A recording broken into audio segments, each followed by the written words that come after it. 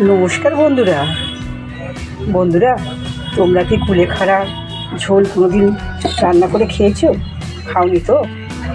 আজকে আমি তোমাদেরকে কুলেখাড়ার ঝোল রান্না করে দেখাবো কীভাবে কুলেখাড়ার ঝোল রান্না করা হয়। এটা হচ্ছে কুলেখাড়ার শাক, আছে টুকরো করে আলু কাটা, আছে পটল কাটা।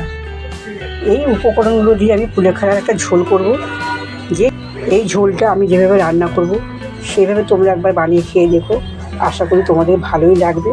তবে এবার আমি কিচেনে চলে যাচ্ছি এই কুলেখাড়ার ঝোলটা রান্না করতে। কড়াতে আমি সর্ষের তেল দিয়েছি, ফোড়নে পাঁচফোড়ন দিয়েছি, টুকরো করে আলু পটলগুলো লাল করে ভেজে নিয়েছি। তারপরে আমি দিয়ে দিচ্ছি হলুদ গুঁড়ো, নুন। এবার দেবো জিরের গুঁড়ো, সামান্য একটু লঙ্কার গুঁড়ো দিতেও পারো, নাও দিতে পারো।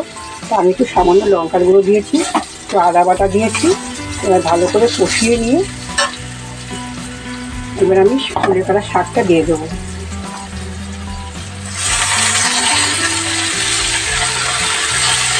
কুলেখাড়ার শাকটা দিয়ে ভালো করে একটু নাড়াচাড়া দিয়ে জল দিয়ে দেবো।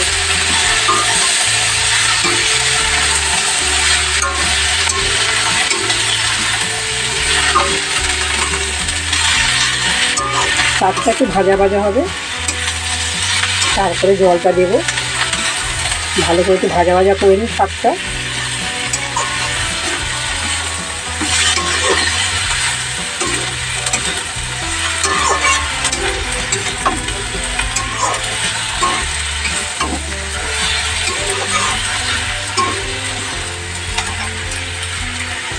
বন্ধুরা, যদি আমার এই রেসিপিটা ভালো লেগে থাকে লাইক শেয়ার কমেন্ট করে দিও।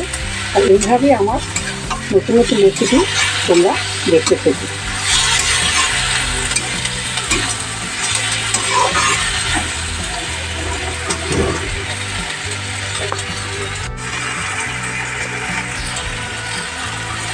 আলু পটল কুলেখাড়ার শাক আমার কষানো হয়ে গেছে। এবার আমি জল দিয়ে দেবো।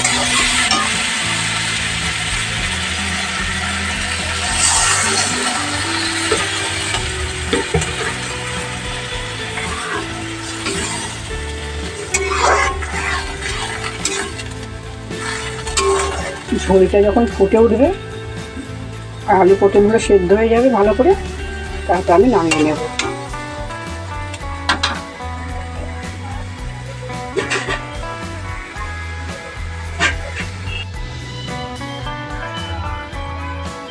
কুলেখাড়ার ঝোলটা আমার রান্না হয়ে গেছে।